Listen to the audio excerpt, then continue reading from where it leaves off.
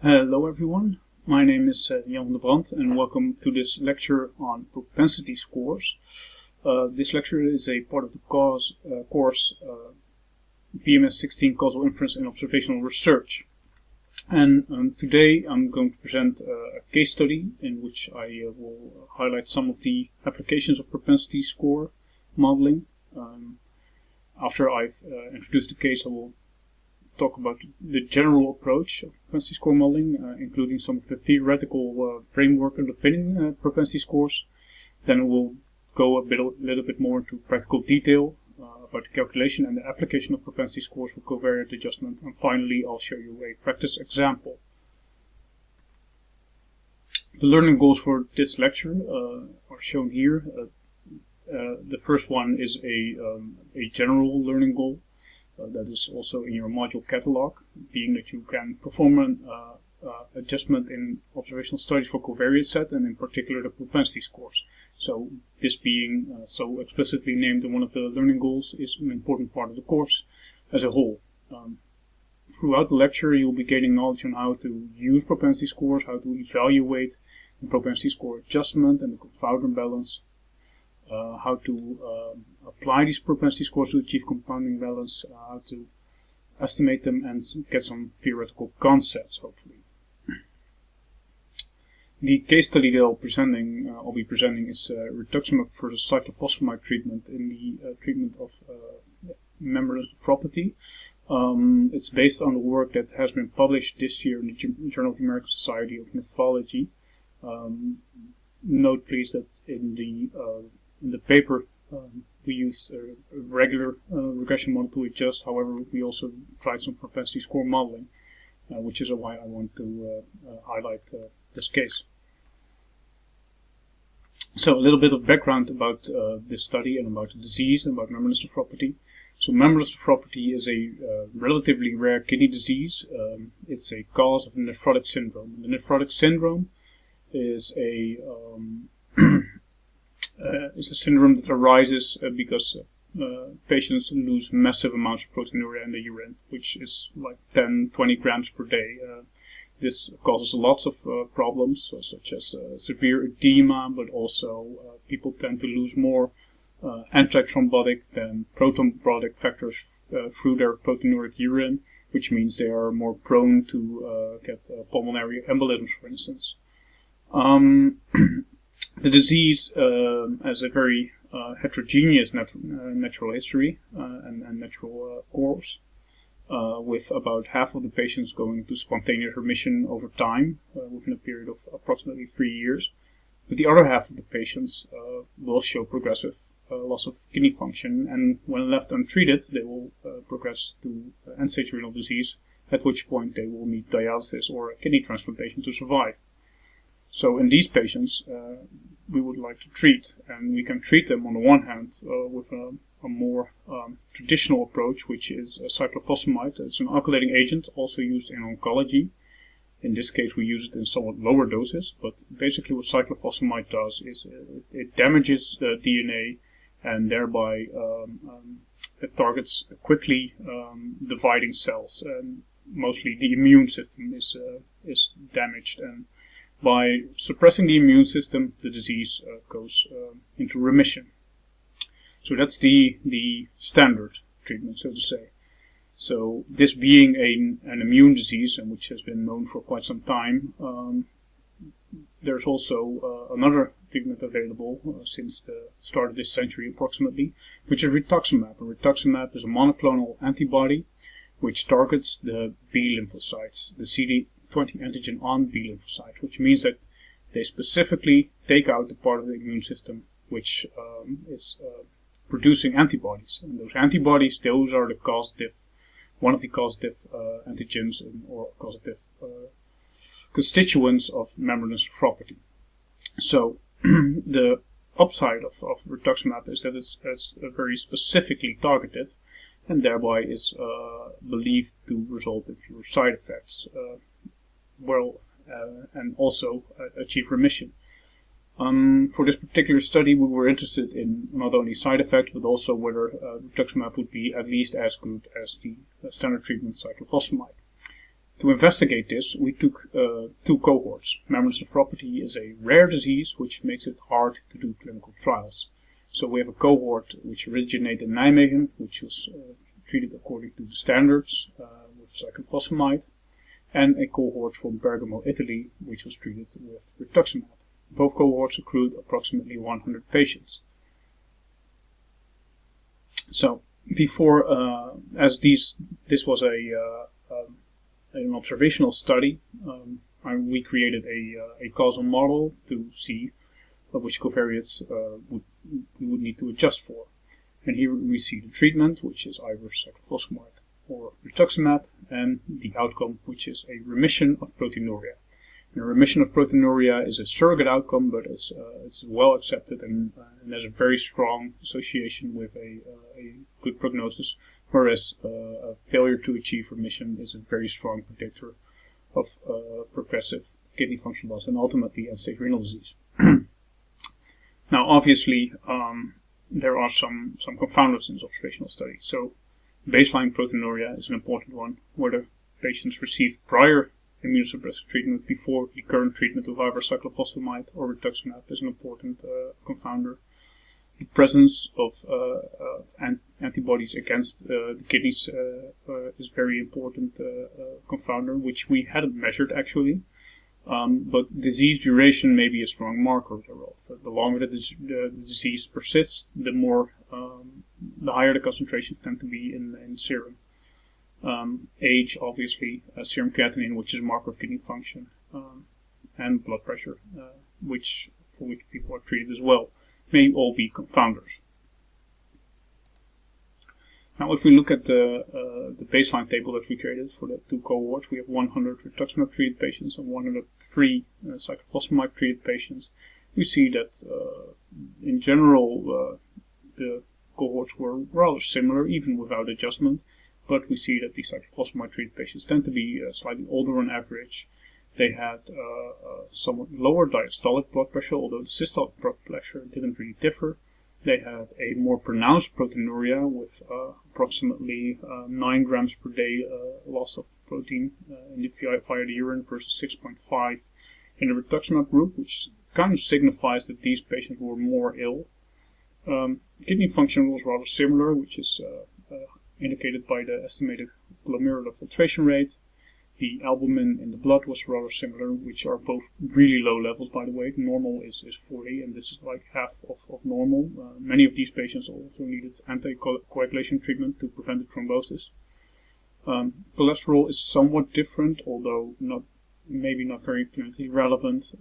And patients in the cyclophosphamide group were more often treated with diuretics, but did receive a lower prior immunosuppressive therapy rate. So, there may be confounding if we look at the association between treatment and the occurrence of spontaneous remission. So normally we would go about this through classical regression modeling. But here I want to highlight more of the propensity score modeling and the ideas behind this. So the general idea behind covariate adjustment is that basically you have an exposure and outcome association. This is confounded by a common cause for the exposure and the outcome, or ancestors for both the exposure and the outcome. And in general, in classical or traditional regression modeling, you basically take the confounder into your model and thereby explain variation in the outcome due to the confounder, thus removing this edge, removing this association, basically. What a propensity score does is not model on the outcome, rather model on the exposure, which is kind of similar to what we saw in a matching on the exposure as a study design way to deal with confounding. And this has some nice properties which I will get into later on. So basically, the propensity score, by definition, is a probability or transform probability of the exposure given a set of covariates, regardless of and possibly contrary to the actual exposure. So based on the covariate set, you try to predict the exposure. Now why this is, I will get on to into a little later. So what are the steps in propensity score adjustment? Well, first, you create a multiple regression model to predict the exposure, which is usually a logistic regression. If you have multiple levels of the exposure, you can use a multinomial logistic regression. And second, you match the exposure group based on the propensity score some way. Third, you evaluate the quality of these matches. So the goal is to achieve confounder balance always. And no matter how good you think this model during the first step is, it always comes down to the quality or the confounder balance, which determines how good your propensity score really is. And finally, after you've ascertained that the quality of the matching is good enough, you can analyze the exposure outcome model. Excuse me. So how does this work? Why does predicting the exposure status based on covariates work as a way to adjust for confounding? Here we have the after creating a propensity score model for our case study, we have the propensity score for the people who were treated with cyclophosphamide in red and the people who were treated with Rituximab in blue. And here you can see that these two distributions overlap. So this brings us to the first set, or the first assumption, that the exposure is random, conditional on Z, and Z is the set of covariates in the propensity score here. So say that we would have a propensity score of approximately 0, which is average, which is like a 50-50 chance of receiving, in this case, Rituximab.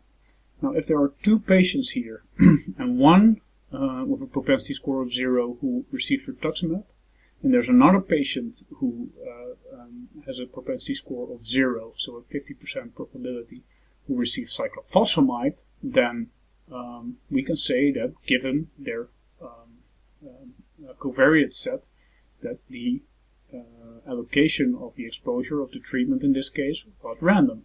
Basically, they have like the same set of covariates. They are identical with respect to confounding, yet one of them received Rituximab and the other received cyclophosphamide, meaning that treatment allocation for this set of patients was completely random, given the set of covariates. So its propensity score modeling is therefore sometimes called pseudo-randomization. So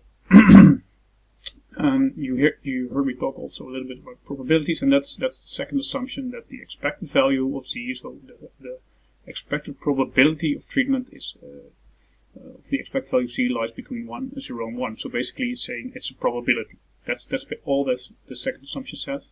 And the third assumption, which is kind of important, is that the exposure does not vary over time. So there's no crossover, there's no information bias, so to say, in a more trialist way of saying it.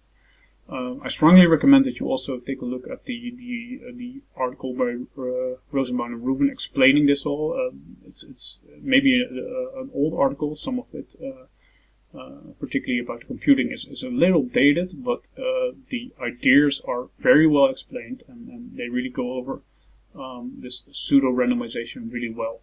So basically, what to take away from this is that if we have a set of covariates for two patients, which is similar, so the probability of receiving or having the exposure is similar for two patients, and one actually has the exposure and the other has not, then for these two patients the exposure is allocated at random, which means that there's no confounding.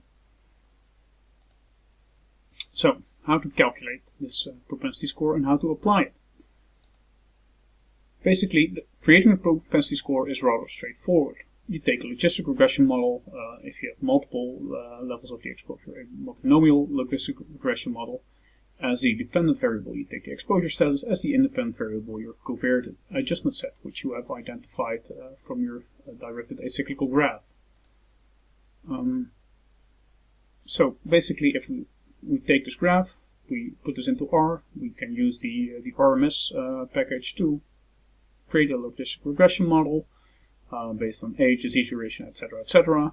And then we predict the probability of treatment, basically using a predict statement and the fitted, which is giving you the predictions. And that's it. That's your propensity score. It's that easy. So basically, use the logistic regression model and predict the probability of treatment. What comes after is a little bit more complicated. So what to do once you have the propensity score? There are basically 4 options you have to adjust for the propensity score. The first one is matching 1-to-1, so exposure matching, just like more traditional exposure matching in cohort studies, basically matching on age and gender, where now you not only match on age and gender, for instance, but to a whole series of covariates. So it's a more complex, more technologically advanced way of exposure matching. You can do the nearest neighbor match, where basically you look for the closest propensity scores with different exposures and you match those.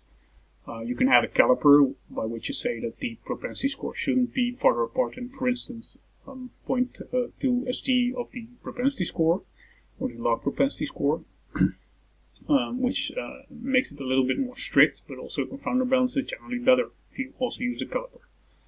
Another option, a downside of this, is that you reduce your data. Basically, there are going to be people who were exposed who cannot be matched to an unexposed person, and vice versa. With stratification, you have less of this problem. Basically, what you do is, instead of 1-to-1 matching, you only use these calipers. So you take like groups of with a width of 0.02 SD, which basically will end you up with 20 groups across your data. Or even 5 strata across your data already removes 90% of the bias, and you do a stratified analysis. The most advanced of the options is the inverse probability weight, where you use the propensity score as an analytic weight in your final outcome analysis. And the weight is 1 over the propensity score for the exposed, and 1 over 1 minus the propensity score for the unexposed. And finally, you can just use the propensity score as covariate, single covariate in your regression analysis, which is generally not recommended though. So, as an example, 1-to-1 matching. So we have, out of the data set we discussed, the case study that we discussed earlier, we have 10 patients. A few of them were not received cyclophosphamide, those are the zeros. A few of them received Rituximab, which are the ones. And you can see that the propensity score has here been sorted in an ascending fashion. Excuse me. And from these, from this we take a matched pair, and we keep doing this and keep closest matching until we have a number of pairs. And you see, we're not immediately notice that we're not able to use all the data, but still we can select from these 10 patients 4 pairs which are very closely matched in terms of their covariate distribution. Easy as that. Stratification works somewhat similar, where basically we stratify on, for instance, 0.2 SD of the propensity score, and the cutoff would fall over here, and then these patients would all be in the one stratum, and the other patients will be in another stratum.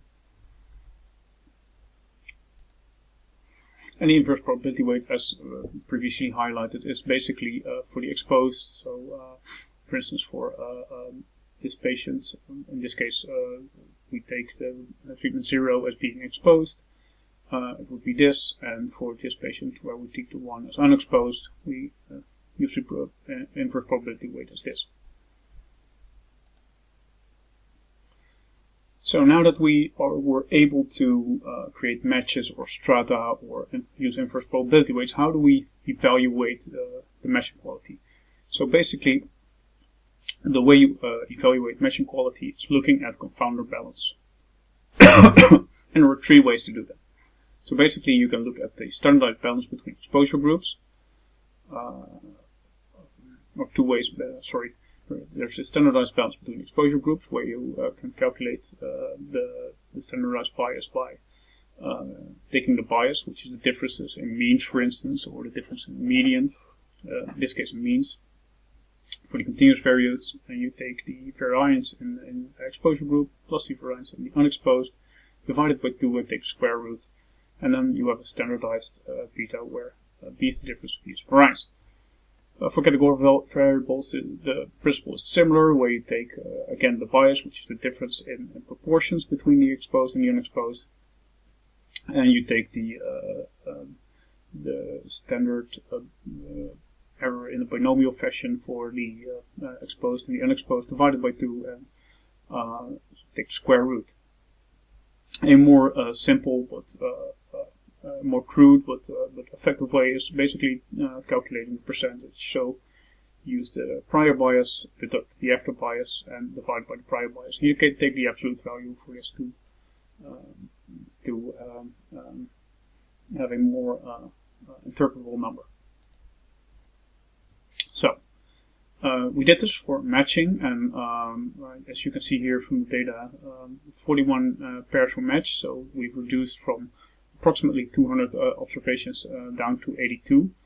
And in the column here you see the bias before the matching. This is on all patients, and this is only the matched pairs and the bias after matching. And here you can see the percentage bias reduction. And what you immediately note is that for age the bias hasn't reduced. Actually, the bias has increased somewhat for disease duration, so from 1 month different to 4 months difference. But the bias for proteinuria has markedly been reduced. So here it was a 2.5 gram per day difference approximately, and it's been reduced. It's been cut in half basically. It did do somewhat on the blood pressure treatment. However, the bias in the diuretic use has been increased somewhat. The bias in the prior immunosuppression has decreased substantially.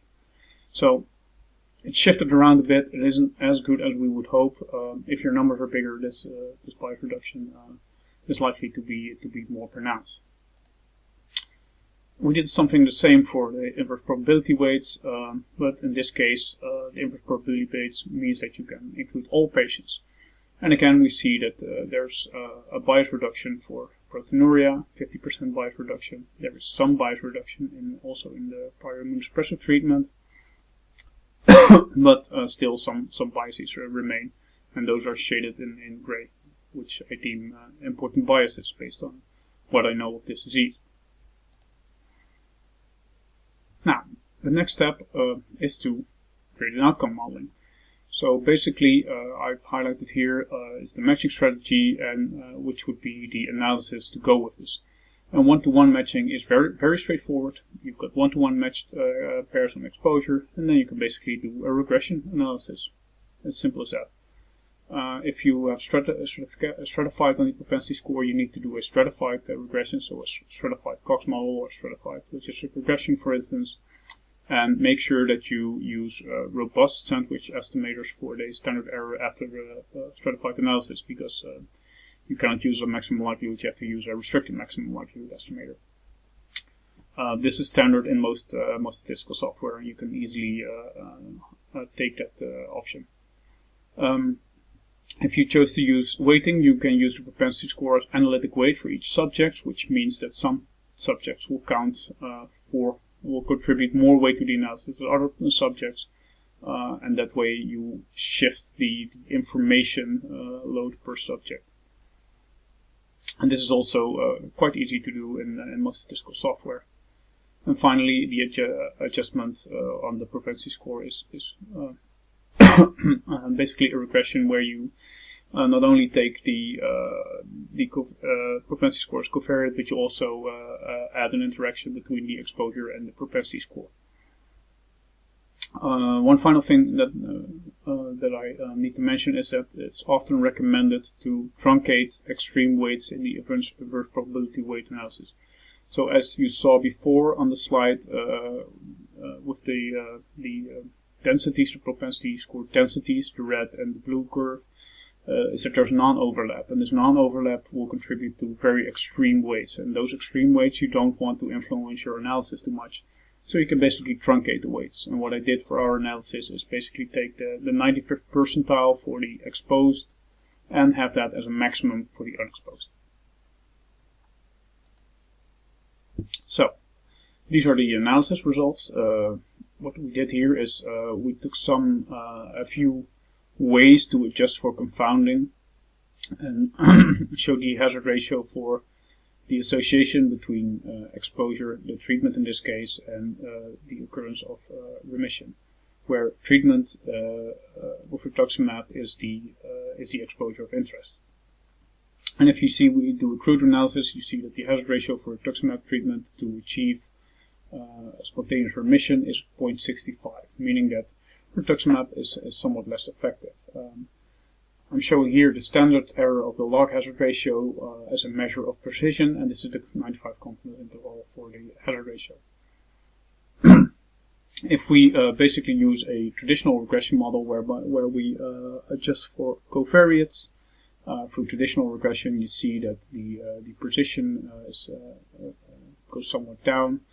The hazard ratio is slightly stronger, 0.61, 0.65, and this is 95% confidence interval. If you see that with the adjustment for propensity score, you get basically the same result as compared to the regression adjustment with a slightly better precision.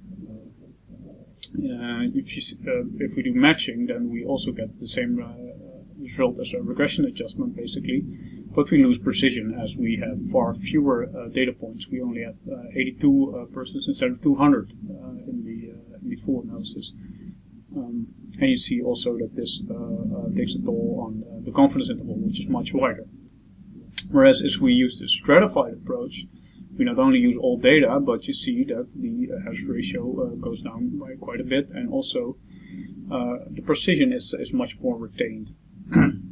And finally, if we look at the inverse probability weights, where we also use all data, but in a slightly different way, the hazard ratio is also somewhat lower, but precision is the best of all. So you get a quite likely better covariate adjustment with a higher precision, basically, if you use inverse probability weights. Now, in addition to the matching stratification and the inverse probability weights, we did some additional adjustment for residual confounder disbalance, but that in general didn't offer very much. Precision didn't go up, and also the amount of bias was not alleviated with this additional adjustment.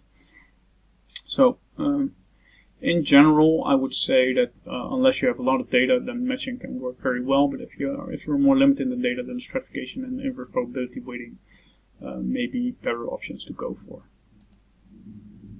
So propensity scores, are they actually used in practice? So first, before going into that, I would like to discuss a little bit of the advantages and disadvantages. So the advantages of propensity scores really are highlighted if you have a ubiquitous exposure with a rare outcome, which is really the case for a rare disease such as membranous nephropathy. So approximately half of all patients are treated. We have some different treatment schemes across the world. But the outcomes are rather rare, which makes it very, very hard to study. This holds for many other diseases where the outcome may be rare, in which case traditional regression modeling really is hampered by the maximum number or the minimum number of events per variable being 10 at the very, very least. And if you have like only 50 events, then you can only use 5 covariates, and that may not be feasible in your study.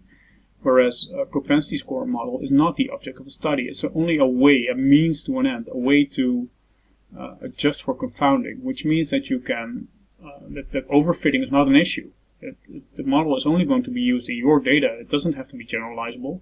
You only have to remove confounding bias for your data, because confounding bias is something that is specific to your data. We know that some variables are always confounders or almost always confounders in any relation, but remember that confounding is specific to your data and only the data at hand. So the propensity score model does not need to be generalizable, and it may be overfitted. That's okay. Collinearity is usually not an option, so you can use lots and lots of variables, even though you have very few exposures, for instance. unless it's very extreme, your model becomes unstable. But if not, then you can do whatever. And you can also, because it's not the object of the study, it doesn't need to be interpretable. The propensity score model does not have to be understandable in any way. So you can do transformations, you can do complex interactions, three-way, four-way. You can do nonlinear associations, higher order associations. It's all okay.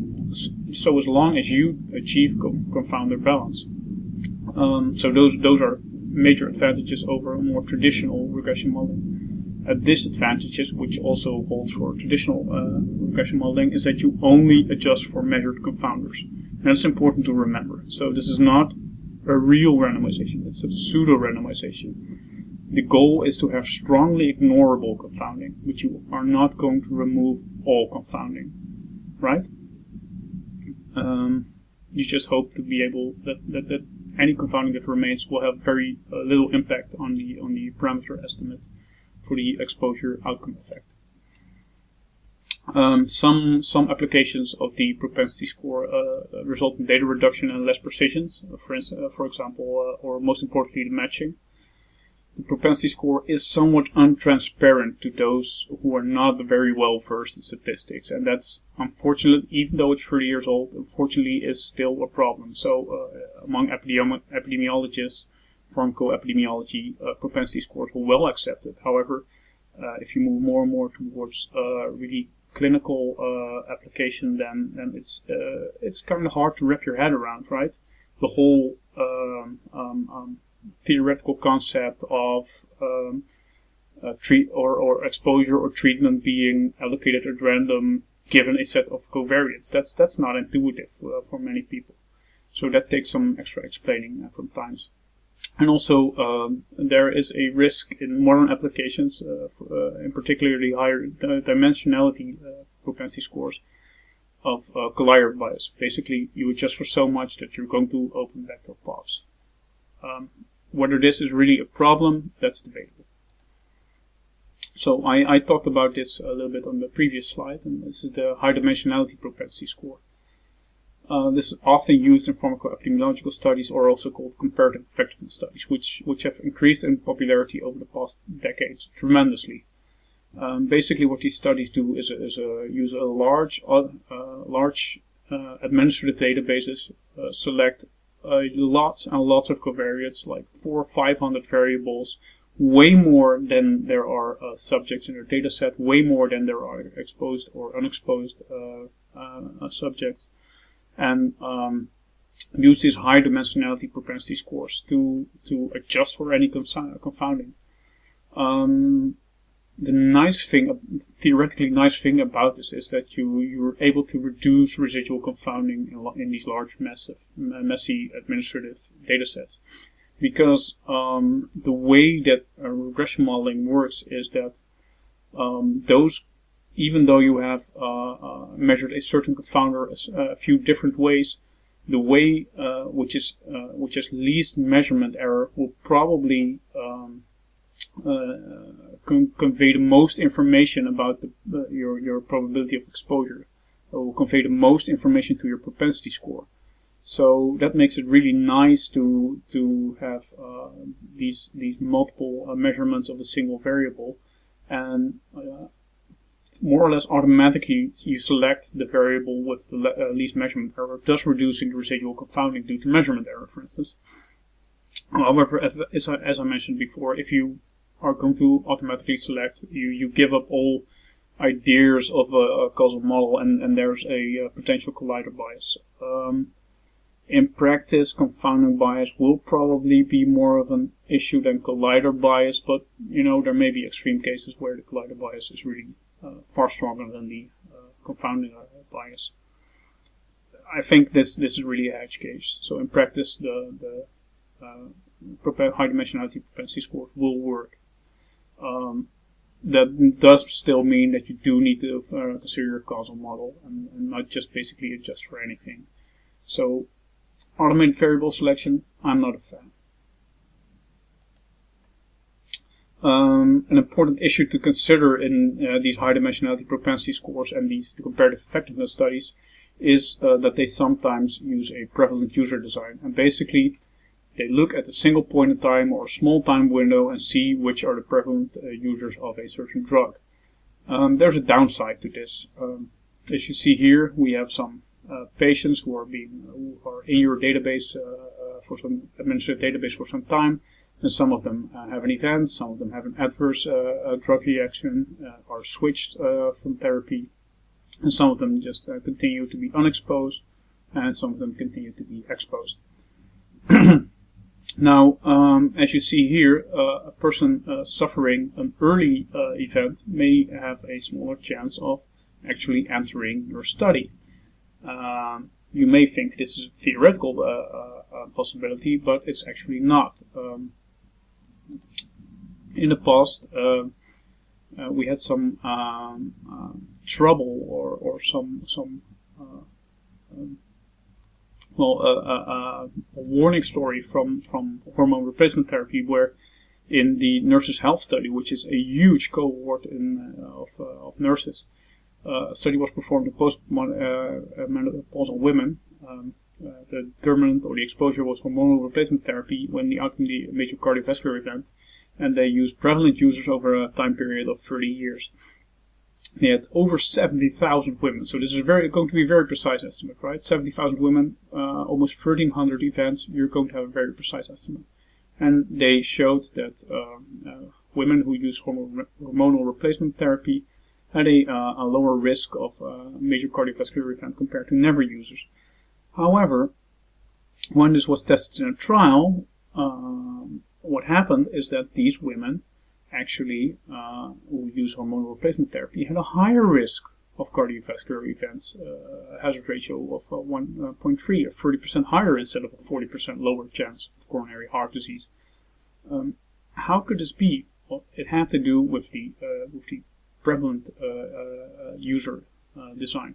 So basically, the women who suffered a cardiovascular event were less likely to be prevalent users of the drug, right? They were more likely to have died from a cardiovascular event, and thus not be included in your study. So what is recommended is that you use a new user design. That each time that someone starts the treatment, you select a treatment and a control, which also is unexposed at the time of the treatment. So, for instance, over here we have a person starting treatment, and we select this as a control, and then we can get an actual decent estimate of the risk, and so on and so on. So, to take away from this is that propensity scores are a very convenient way to deal with confounding in an observational study, particularly if your outcome is relatively rare and your exposure is highly prevalent. It's quite easy to actually calculate the propensity score. It takes a little bit of insight or practice to apply it, but these inverse probability weights are quite easy to calculate, and they're also in statistical software quite easy to use. Within R there are also ways to make sure that you can get a decent match on the propensity score with the match-it package. And you can the nice thing is that you can also use very complex ways of looking at your covariate distribution and model that to your exposure, for instance with the GCV package and the MFP multifractional polynomials package. If you want to do some more reading, there's a really nice R blog on propensity scores, which you can find at this URL. So with this, we come to the end of the lecture. I'd like to thank you for your attention, and good luck on applying these propensity scores yourself. See you next time.